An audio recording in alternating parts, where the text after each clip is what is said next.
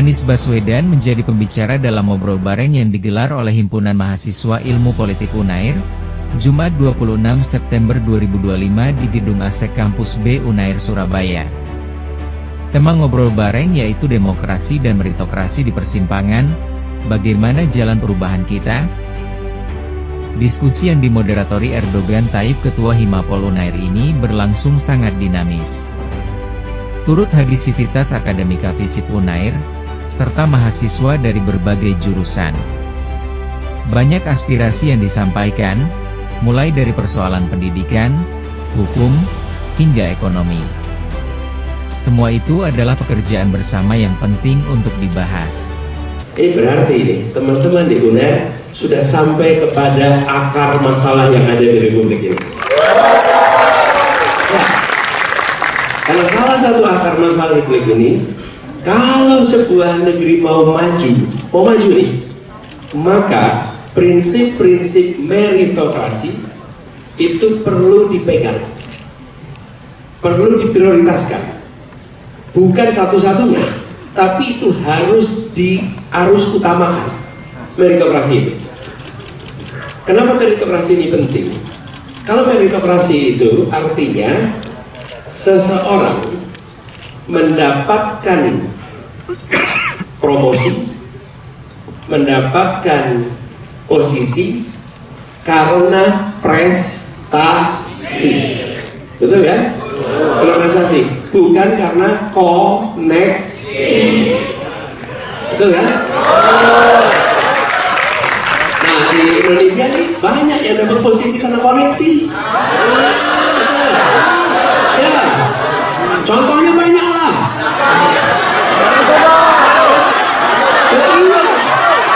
Pakai mau mancing-mancing. Iya. Bapaknya ke anaknya.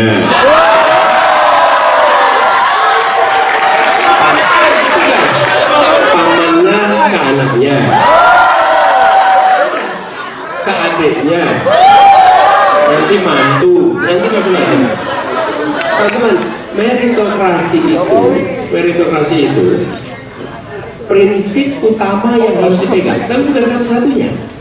Tapi untuk meritokrasi itu bisa jalan dengan baik, itu harus ada kesetaraan pengembangan. Kalau dalam suasana yang timpang, ini timpang nih, kemudian langsung diadopsi meritokrasi, maka itu melanggengkan ketimpangan. Kenapa melanggengkan ketimpangan? Ya karena yang tidak punya bekal kalah terus. Betul tidak, teman-teman? Kalau dalam suasana ketimpangan harus ada afirmasi supaya yang tertinggal secara struktural dia disetarakan, lalu baru dikompetisikan. Tapi kalau tidak diiringi afirmasi, semata-mata sekonyong-konyong meritokrasi saja, maka ketimpangan itu akan langgeng. Apalagi kalau ketimpangannya struktural. Teman-teman paham, misalnya mau masuk universitas pakai meritokrasi, tes. Oke, nah, tetapi kita tahu ketimpangan kualitas SMA antar daerah ada bukan? Antar pulau ada tidak? Ada. Nah, di situ yang saya maksud. Ketika kita memasukkan faktor meritokrasi, harus ada timpangannya. Kalau ada timpang, harus dilakukan intervensi dalam bentuk afirmasi supaya muncul kesetaraan, dari situ kompetisikan. Jadi tidak sekonyong-konyong ya, yang namanya meritokrasi pure berarti pokoknya kalau adopsi meritokrasi berarti terbaik, ya terbaik. Tapi ada syaratnya nih. Syaratnya tidak dalam ketimpangan struktural terutama. Nah, tapi meritokrasi ini kunci. Kalau bangsa ini mau maju, ya maka yang diberi amanat yang memang kompeten. Diukurnya dari mana? Dari prestasi. Kalau tidak berprestasi dikasih tugas, dikasih amanat,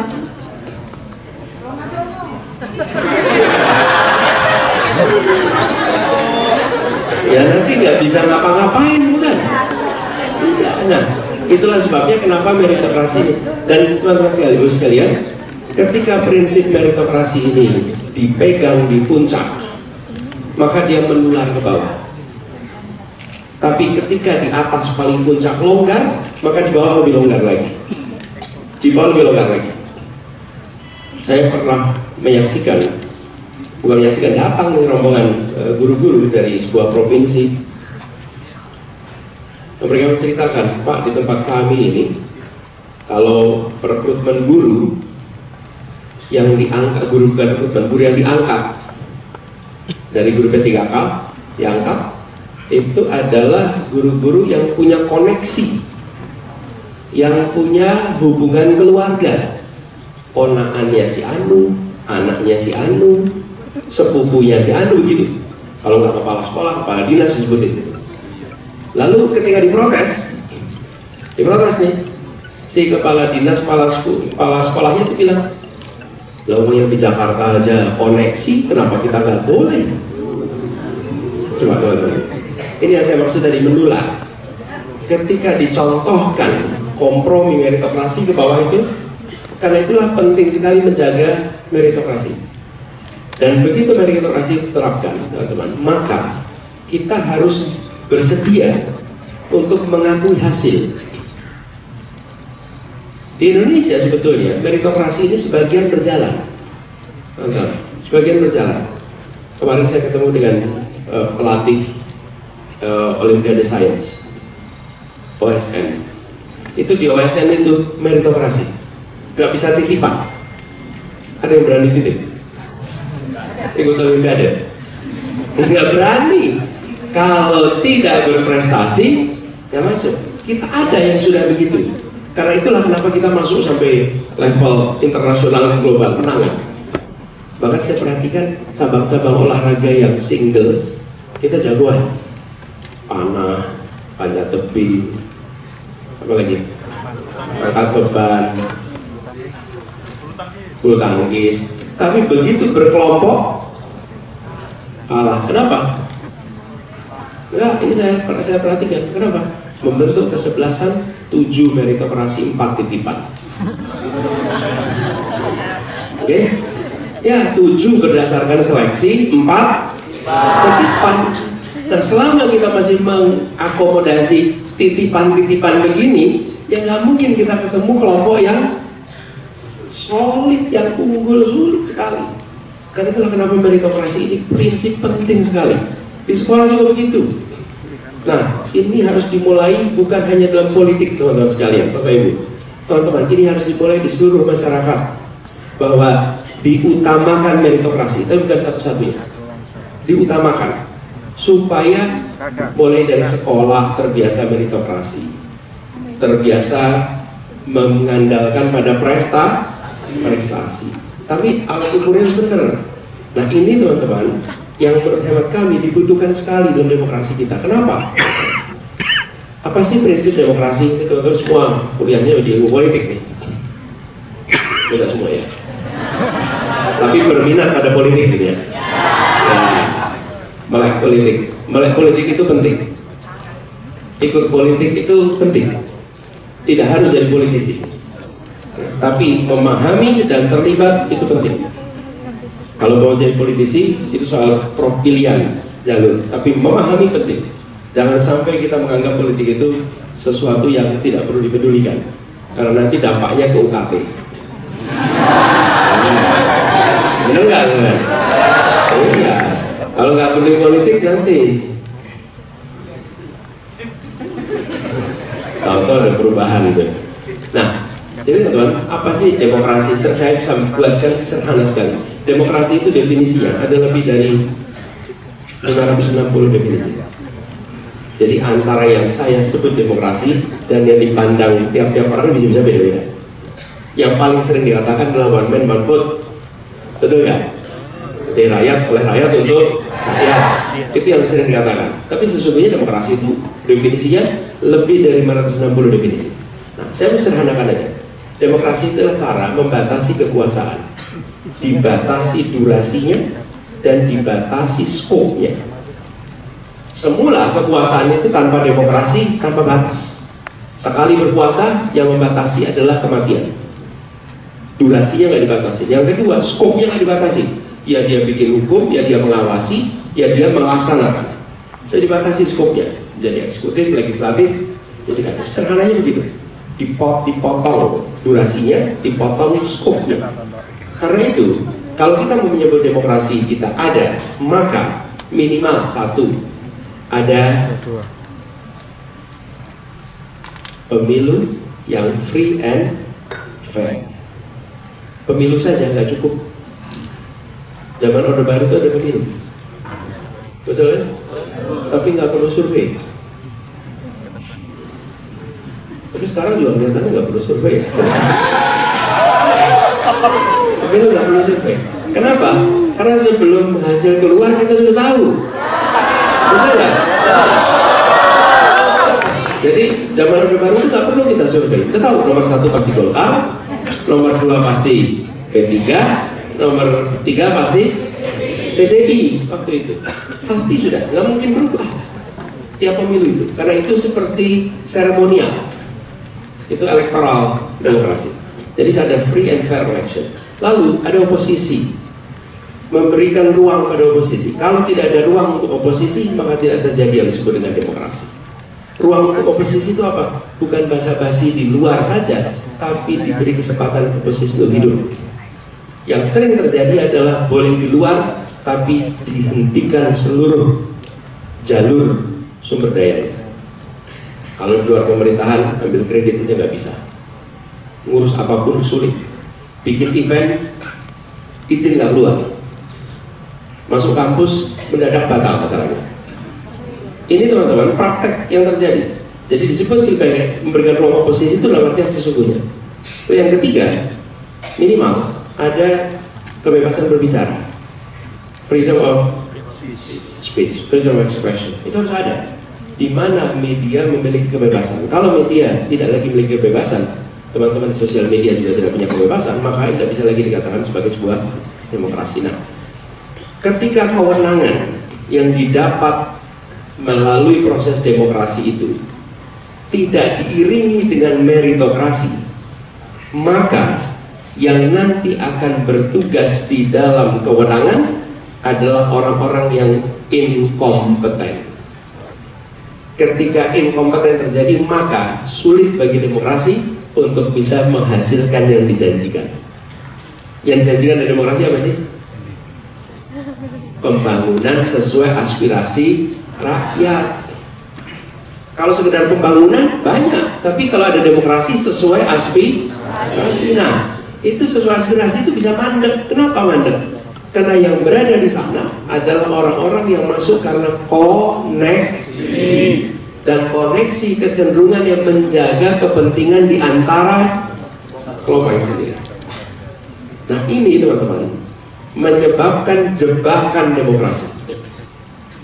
Terpilih melalui demokrasi, lalu yang berada di dalam kewenangan adalah bukan berdasarkan prestasi, kompetensi, dan integritas dan lain-lain, maka kebijakan-kebijakan yang muncul adalah kebijakan-kebijakan seringkali yang berorientasi memenuhi kepentingan mereka sendiri. Ini yang bisa mengantarkan sebuah negara menjadi failed state, negara gagal.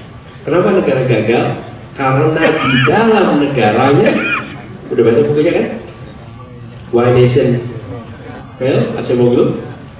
Di situ dijelaskan negara yang menjadi ekstraktif. Kenapa bisa ekstraktif? Karena yang berada di dalam situ bukan orang-orang yang memiliki atau dipilih berdasarkan proses meritokrasi. Inilah sebabnya penting sekali. Nah, di Indonesia hari ini kita sedang berhadapan dengan dua problem bersamaan. Satu adalah kualitas demokrasi kita yang mengalami penurunan. Yang kedua, meritokrasi kita yang dikompromikan. Dua-duanya sedang ada problem ini. Karena itulah kenapa saya bilang UNER ini menarik ketika mengangkat tema ini. UNER berhasil merumuskan dua masalah utama yang harus dikoreksi dalam proses politik di Indonesia.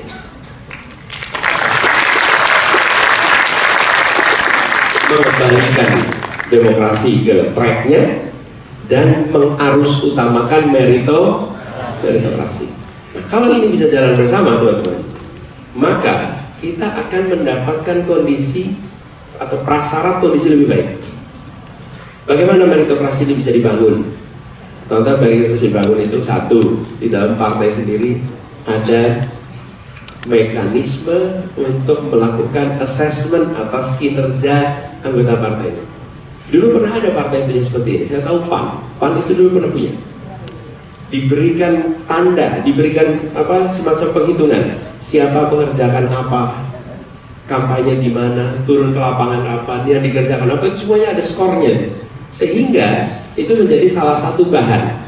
Ingat ya, bukan satu-satunya, tapi salah satu yang utama di dalam menentukan, sehingga orang berorientasi untuk ada karya. Yang kedua, kalau ada meritokrasi pasti ada transparansi.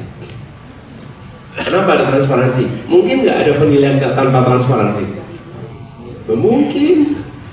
Begitu ada meritokrasi pasti ada transparansi, dan begitu ada transparansi maka good governance akan muncul. Jadi betapa satu kata itu memiliki konsekuensi positif yang luar biasa. Itulah sebabnya menurut hemat kami sekarang harus dikembalikan. Sama dengan tubuh kepolisian, tubuh TNI, semuanya membutuhkan meritokrasi supaya yang dipromosikan, yang naik pangkat, yang dapat kewenangan adalah mereka yang berprestasi, bukan yang punya koneksi saja. Dan itu sekarang coba kalau ditanyakan, apa yang mereka inginkan? Mereka inginkan adalah meritokrasi. Nah, ini juga teman-teman PR kita.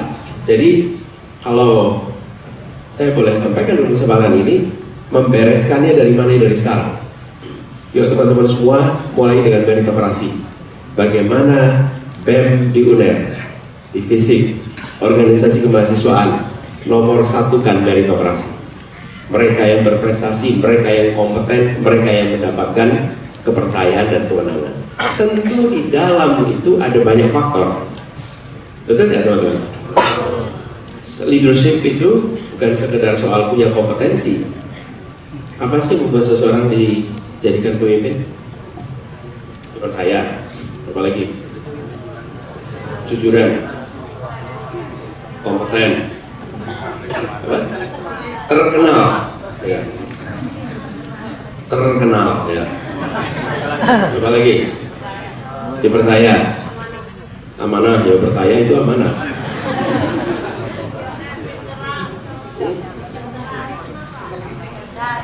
Itu semua benar, tapi kurang tepat. Maksudnya bukan kurang tepat. Itu adalah syarat pemimpin baik, ya kan? Pertanyaan saya, apa yang buat Anda jadi pemimpin? Ini jawab misalnya. Ada yang mengikuti. You're no leader kalau nggak ada follower. Betul tidak? Anda disebut leader jika ada follower, itu aja, udah nggak ada yang lain. Follower dan buzzer. Ya. Itu bukan follower. Buzzer itu, bayaran itu. Follower itu artinya orang yang ikut secara suka rela. Jadi saya tanya nih, ketua preman di terminal, pemimpin bukan? Iya, tapi amanah bukan? Nah, jujur bukan? Dia bisa jadi jujur, cerita terus saya ngerampok ini, saya nyopetin, bisa jadi. Betul nggak? Jadi jangan salah tempat nih. Kenapa disebut pemimpin? Karena ada pengikut, ada pengikut. Saya sholat sendirian, tempatnya di mihrab, pakai baju imam. Boleh nggak saya sebut imam? Jadi saya jadi imam kalau apa? Jadi buat teman-teman sini jangan sampai salah memandang ya. Seseorang menjadi pemimpin itu karena dia mengikuti. Karena itu selalu hormati orang-orang yang mengikuti. Karena mereka lah yang menentukan Anda disebut pemimpin atau tidak. Kalau nggak ada yang ngikutin, mau kompeten seperti apapun, apalagi nggak kompeten, ya kan? mau kompeten apapun, nggak ada yang bisa disebut pemimpin. Nah, ini soal lain, soal leadership itu. Tapi yang saya ingin sampaikan teman-teman, ketika proses ini, maka harus utamakan soal meritokrasi. Diukur sendiri, ada cara pengukurannya, beda-beda tiap organisasi, beda-beda tiap program, tapi dibuat proses yang transparan pasti. Baik, dan dari situ kemudian nanti akan kita latih. Nah, saya berharap teman-teman, latihan meritokrasi ini dimunculkan terus. Kenapa teman-teman? Ini soal meritokrasi ini mengganggu sekali. Bukan hanya dalam politik teman-teman. Di dalam olahraga pun meritokrasi kita ini sering hilang. Ketika pertandingan menggunakan juri, sering sekali yang dimenangkan yang uang sogokannya paling banyak. Ini kenyataan lapangan. Ketika lomba tidak bisa pakai juri, baru prestasi itu bisa kelihatan. Banyak sekali wasit, juri yang ternyata tidak menjalankan dengan prinsip kejujuran, rusak meritokrasi kita. Saya beberapa kali teman-teman, ketika tugas di TKI itu tim PON itu pulang dan pelatihnya itu minta, Pak Gubernur tolong ditemui atlet-atlet kita ABCDFG. Kenapa? Karena mereka harus kalah sama tuan rumah. Kenapa harus kalah sama tuan rumah? Ya karena harus begitu. Nah, itu membuat orang yang bekerja keras merasa, buat apa saya latihan berbulan-bulan, bertahun-tahun kalau ujungnya tidak ada meritokrasi. Jadi ini menghantui bukan hanya politik kita, ini menghantui segala segi kalau nggak ada meritokrasi. Dan meritokrasi itu membuat standar atas karya kita menjadi rendah. Karena kita menerima apa adanya, apa saja nggak apa-apa, yang penting ada. Ini teman-teman harus diubah.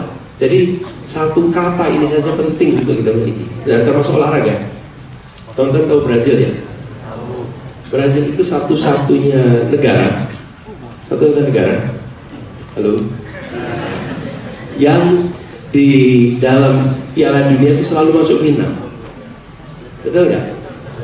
Karena di Brazil untuk urusan sepak bola pakai meritokrasi. Untuk urusan sepak bola meritokrasi. Sayangnya urusan lain dia nggak meritokrasi. Tapi hanya untuk sepak bola meritokrasi. Mau latar belakangnya seperti apapun, kalau dia jago sepak bola dikasih tempat. Dan itu yang membuat selalu yang muncul adalah yang terbaik, teman-teman. Udah terbukti. Ini harus kita adopsi, teman-teman.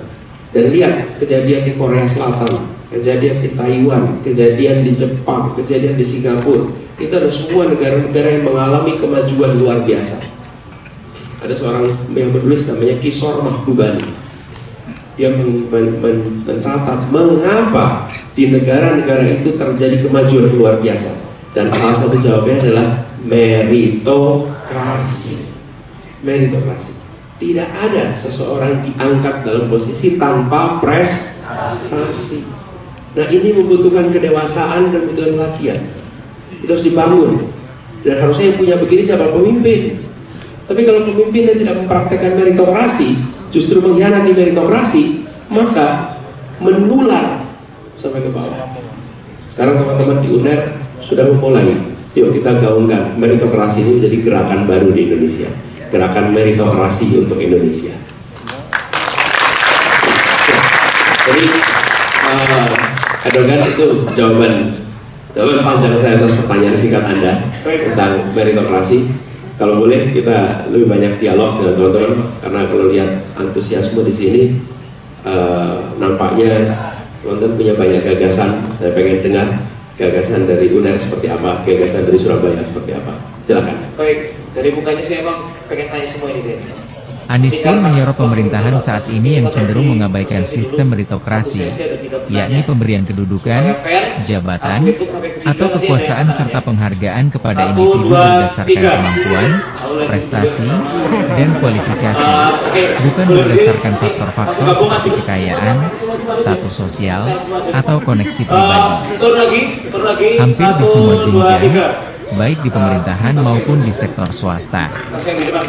Padahal jika kita ingin maju, maka meritokrasi adalah jawabannya.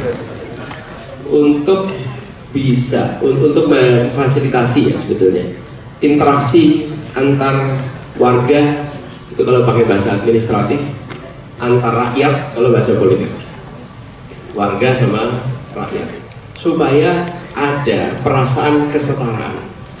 Di situ dibuatkan ruang publik. Nah, ruang publik ini seharusnya disediakan oleh negara. Kalau negara menyediakan, maka prinsipnya kesetaraan, siapa saja bisa masuk ke situ.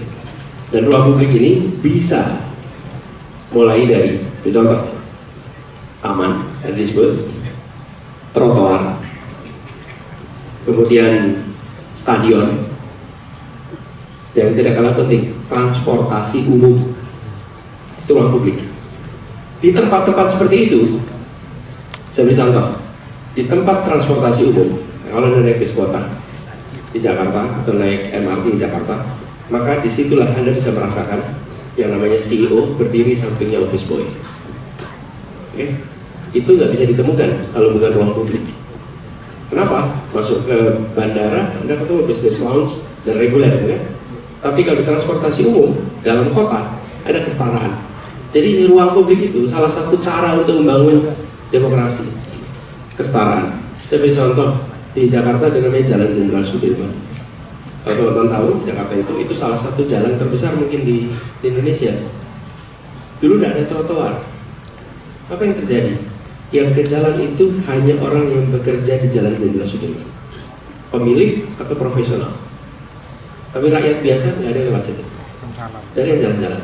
Begitu dibuatkan trotoar yang sangat lebar, maka rakyat biasa bisa melewati jalan termahal yang ada di Republik ini. Itulah namanya demokratisasi ruang publik. Jadi ini penting untuk dibangun dan harus dikerjakan di berbagai tempat di Indonesia. Jadi saya setuju, Zidan, itu penting dan ini harus dikerjakan di semua tempat untuk bangun perasaan kesetaraan bahwa ruang publik ini ada ruang yang menyetarakan. Tapi kalau negara tidak membangun ruang publik, swasta yang akan bangun. Kalau swasta membangun ruang publik, maka tidak mungkin setara. Saya beri contoh. Apa sih ruang publik bangun swasta? Mall. Mall itu ruang publik. Siapa saja bisa masuk dan keluar, betul kan? Tapi pada saat membangun mall, pasti yang membangun sudah merencanakan ini mallnya kelas A, B, C. Betul tidak? Dan di mall kelas A, rakyat kelas C gak berani masuk. Di mall kelas C, rakyat kelas A gak pernah masuk. Tidak terjadi yang disebut sebagai integrasi perasaan kesetaraan. Karena itulah kenapa yang harus membangun ruang publik adalah negara, supaya ada prinsip kesetaraan. Ya. Kemudian Zidan tadi bilang jujur tidak cukup, harus pakai hati. Kalau boleh saya usul, tidak, malah jangan menggunakan istilah jujur dan pakai hati. Tapi ada satu kata, namanya integritas. Oke? Apakah integritas sama dengan jujur? Dalam integritas ada jujur. Tapi disebut integritas apabila yang dikerjakan sesuai dengan nilai kebenaran dan kepentingan publik, baru kejujuran itu disebut integritas. Oke? Disebut berintegritas bila utuh antara nilai istilah kejujuran, kemudian sesuai dengan kepentingan publik, baru itu disebut berintegritas. Nah, integritas ini harus dikembalikan dari publik kita, karena integritas itu komponen utama kepercayaan. Teman-teman sekalian, negeri ini, dan Surabaya jadi saksinya, negeri ini itu dibangun dengan orang-orang yang berintegritas.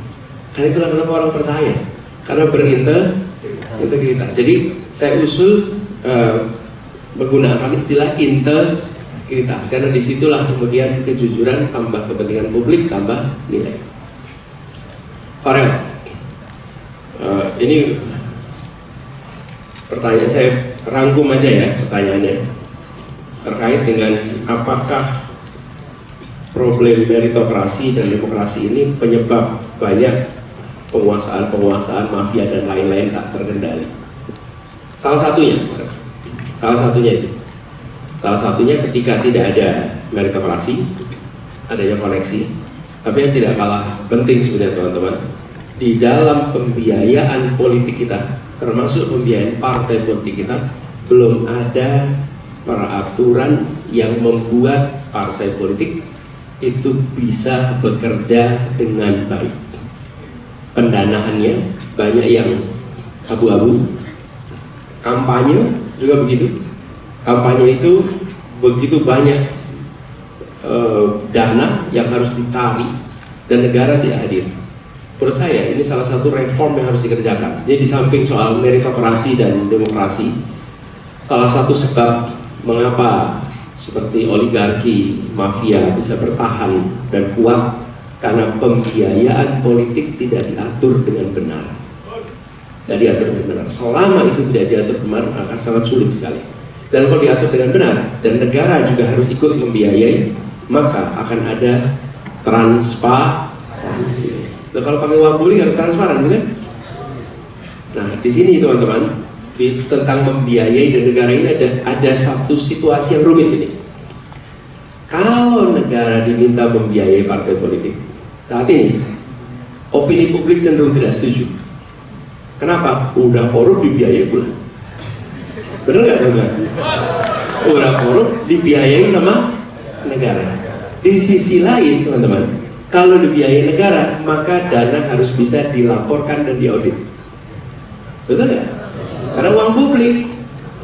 Jadi dibutuhkan dana dari negara. Kalau tidak dibiayai negara, rakyat senang nih, nggak dapat biaya. Artinya apa? Nggak pernah diaudit juga.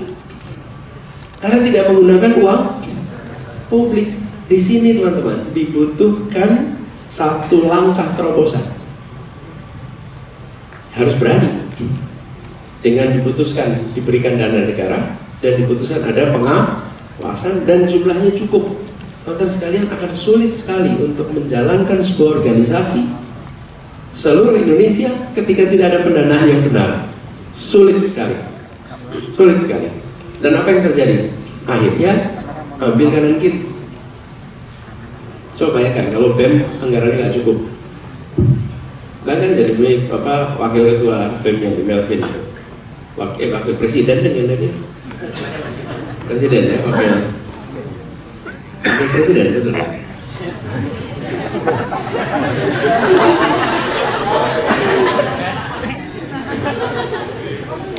Jadi ini teman-teman harus kita ambil putusan tegas. Di awal pasti ada kontroversi, tapi lalu bisa ditata. Tapi kalau tidak ditata, ya sampai kapanpun ini akan selalu jadi masalah. Kembali tanya, bagaimana Pak dengan popularitas jadi dominan? Iya, saya teman-teman sekalian, menurut saya mahasiswa sudah boleh berani untuk melakukan assessment, teman-teman. Kenapa?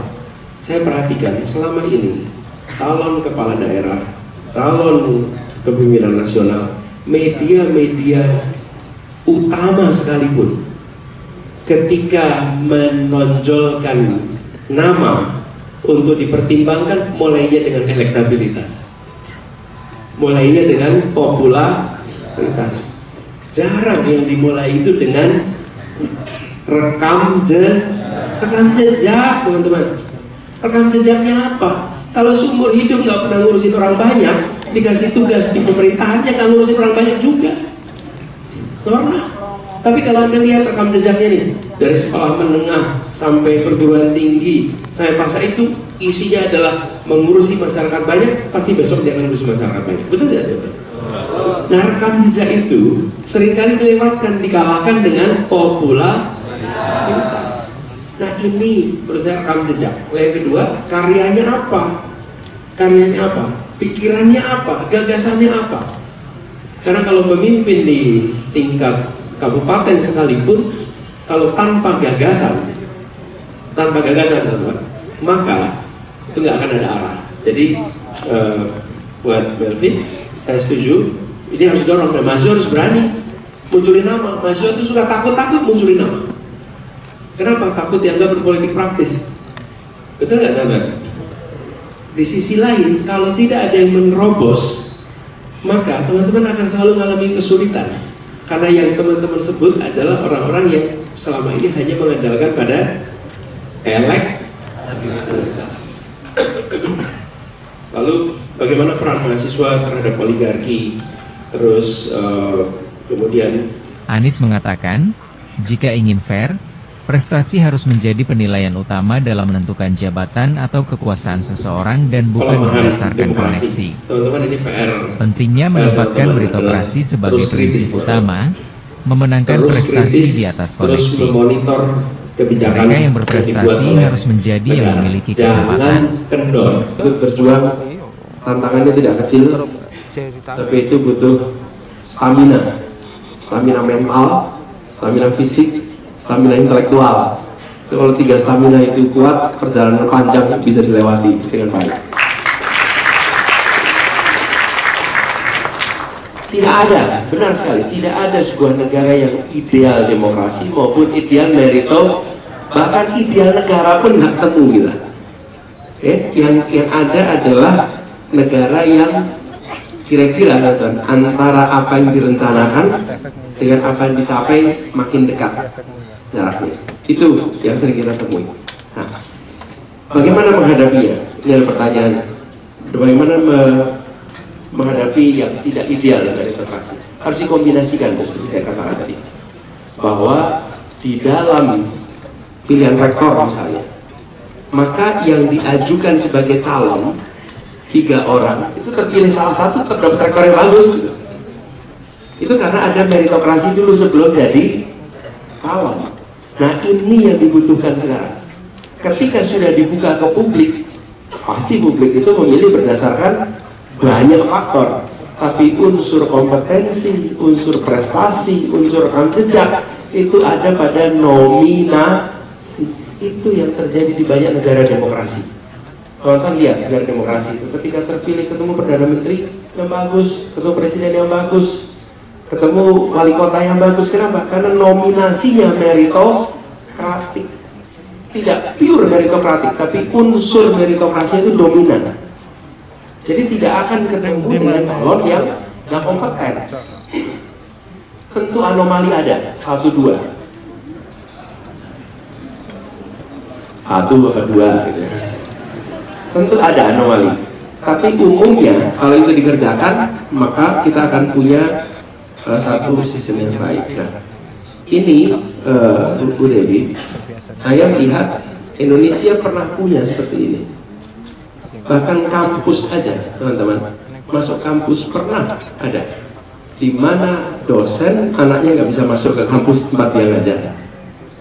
Dan di kementerian, setahu saya, yang namanya Kementerian Luar Negeri itu menggunakan prinsip meritokrasi. Anak diplomat senior pun tidak bisa lolos masuk sebagai diplomat muda kalau dia tidak lolos seleksi. Pernah ada anaknya eselon 1, diplomat sangat senior dan nggak lolos. Dan apa yang terjadi? Diceritakan dengan rasa bangga. Bukan karena bangga nggak lolos, bangga karena ada meritokrasi. Dan dia pulang 2-3 kali baru masuk, padahal menguasai beberapa bahasa. Dan itu membuat yang masuk pun punya rasa bangga, saya lolos karena meritokrasi ya, bukan karena koneksi. Bukan ada apa-apa, pasti ya. Nah, itu yang membuat satu kementerian itu punya rasa bangga, teman-teman. Sama seperti bayangkan satu negara, kalau pemilihan itu berdasarkan nominasinya ya, nominasinya berdasarkan merito, sesudah itu serahkan publik untuk milih. Nah, publik untuk milih. Yang masalah itu ketika nominasinya nggak pakai meritokrasi. Di situ letak problem utamanya.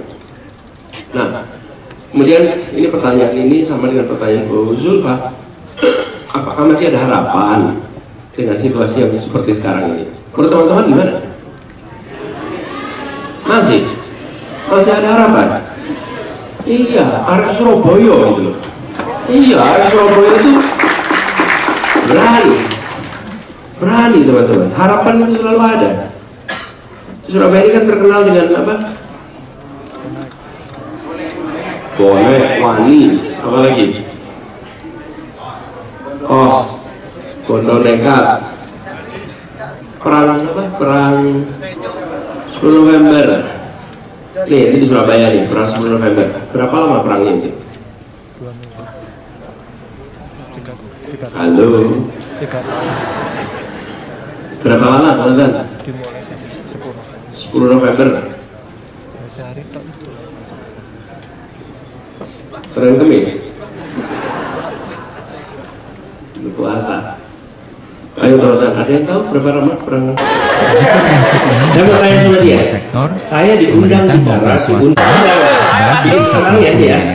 kalau maka bangsa Indonesia akan melangkah lebih cepat maju. Bangsa ke depannya. Anies juga berpesan agar senantiasa menjaga kerukunan dan terus menyebarkan gagasan serta ide untuk mewujudkan keadilan bagi seluruh rakyat Indonesia. Karena itu teman-teman, menurut hemat kami, setiap kali ada unjuk rasa harus ada kedisiplinan dalam menjaga. Perhatikan itu siapa melakukan apa. Karena kalau tidak teman-teman, perusak-perusak seperti ini, itulah yang kemudian malah membuat orang yang berdemo itu jadi, bukan disalahkan, kehilangan motivasi.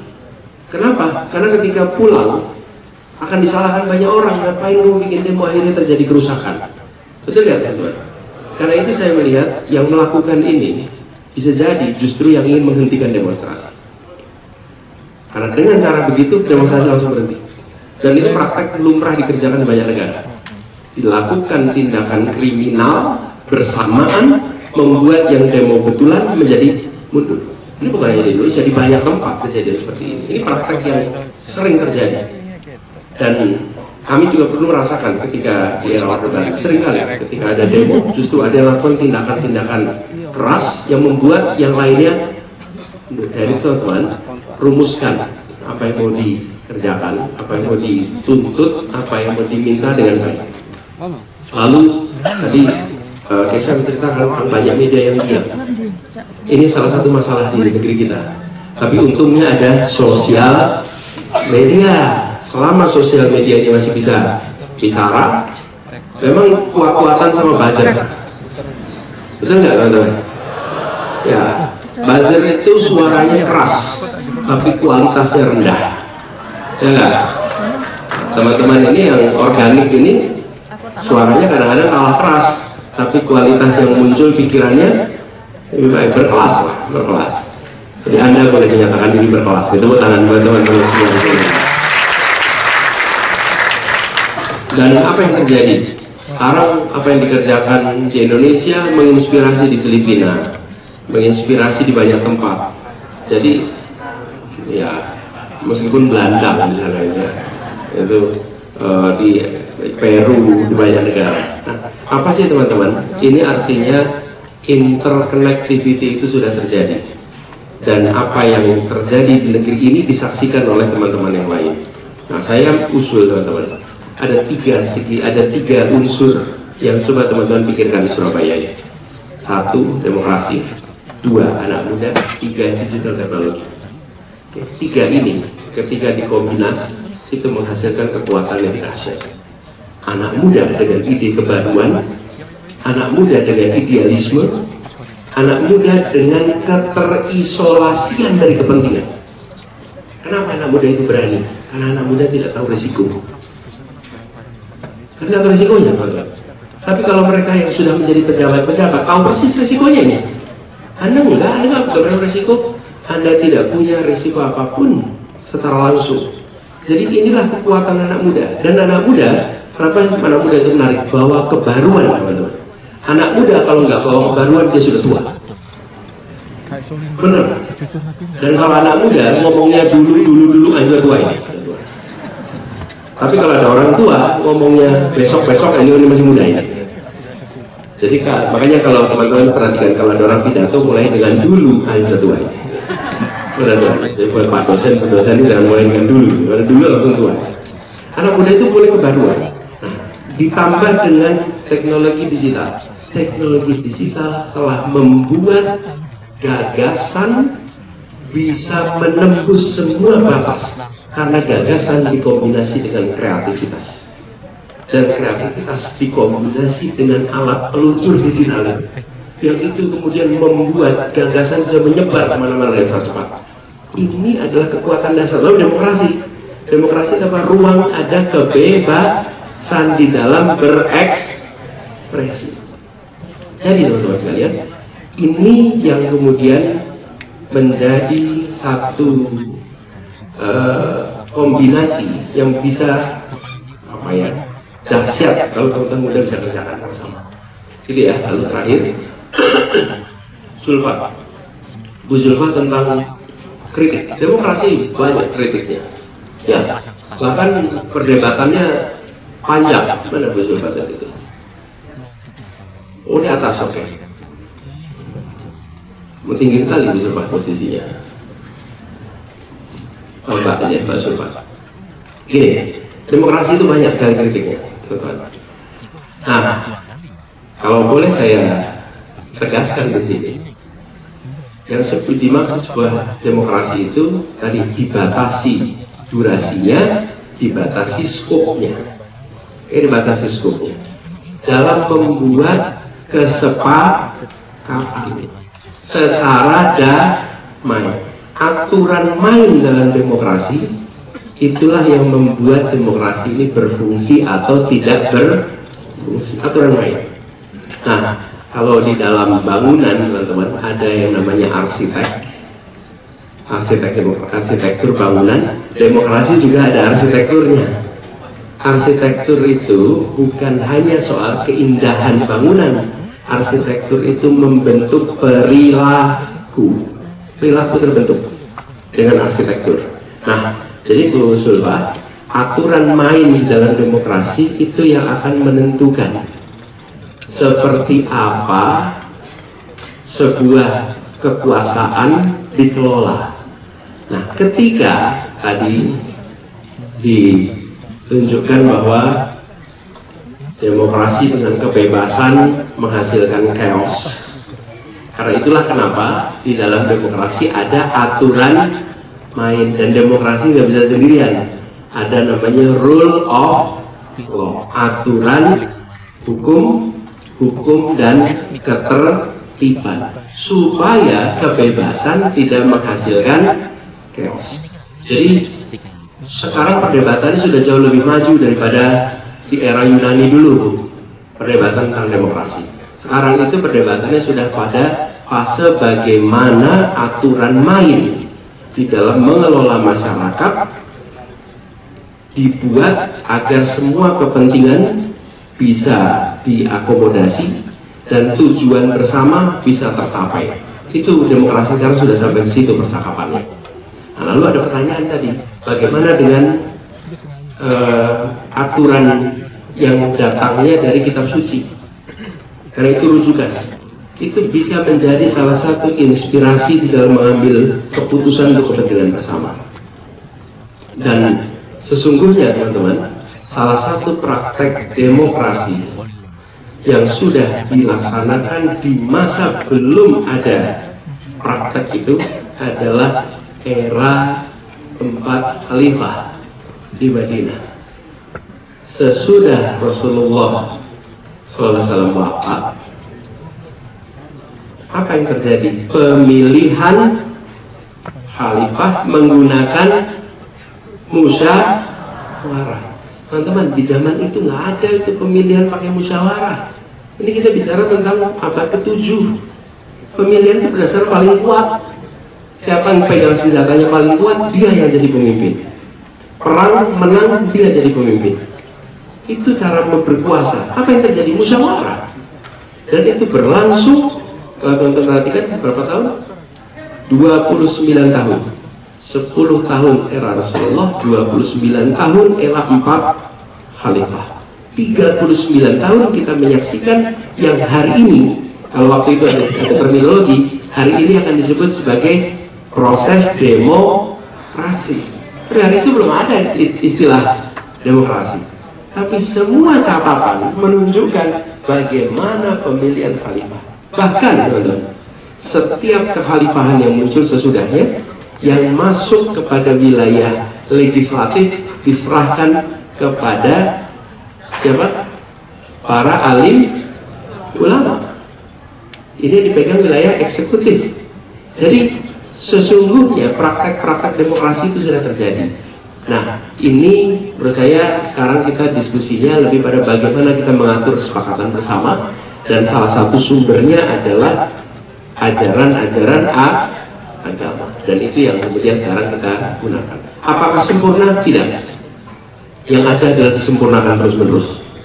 Tidak ada sistem yang sempurna, tapi yang ada adalah sistem yang bisa disempurnakan terus-menerus. Lalu ada yang menyampaikan kritik, Pak, lebih baik gak usah pakai demokrasi. Contohnya Cina, Tiongkok tidak pakai demokrasi, maju. Yang pakai demokrasi nggak maju. Terus jawaban saya gini kira-kira, kenapa milihnya Cina jadi contoh? Kenapa nggak Korea Utara? Lah Korea Utara tuh nggak demokrasi juga, mau seperti Korea Utara? Enggak. Mau seperti Myanmar? Myanmar nggak pakai demokrasi, mau? Enggak. Jadi jangan pilih-pilih kalau ngasih contoh. Apa yang membedakan? Meritokrasi. Karena di Tiongkok ada meritokrasi, sementara di Korea Utara nggak ada meritokrasi. Di Myanmar nggak ada. Itulah sebabnya kenapa menjadi maju. Jadi isunya bukan demokrasi atau tidak demokrasi, tapi ada meritokrasi. Coba kalau di Cina tidak pakai meritokrasi, mungkinkah ketemu produk-produk hebat? Nah, mungkin. Dikirim anak-anak jumlahnya ribuan sekolah di universitas terbaik dunia, pakai apa ngirimnya? Kenalan, ponakan, anak? Enggak, meritokrasi. Itu yang menjadi kunci di balik kekuatan Cina tak tumbuh besar. Dia kirimkan anak-anak muda dari mulai 70-an. Jepang melakukan hal yang sama, Korea Selatan melakukan sama, dikirimkan ke universitas terbaik. Dan ketika mereka pulang, mereka bawa ilmu, mereka bawa jaringan, dan mereka kemudian kembangkan di dalam negerinya, dan akhirnya terjadi transformasi yang luar biasa dahsyat. Kata kuncinya meritokrasi. Jadi itulah sebabnya kenapa kata kunci ini penting sekali. Teman-teman sekalian yang saya hormati, warga UNER, terima kasih sudah berpikir bersama, terima kasih sudah diskusi bersama.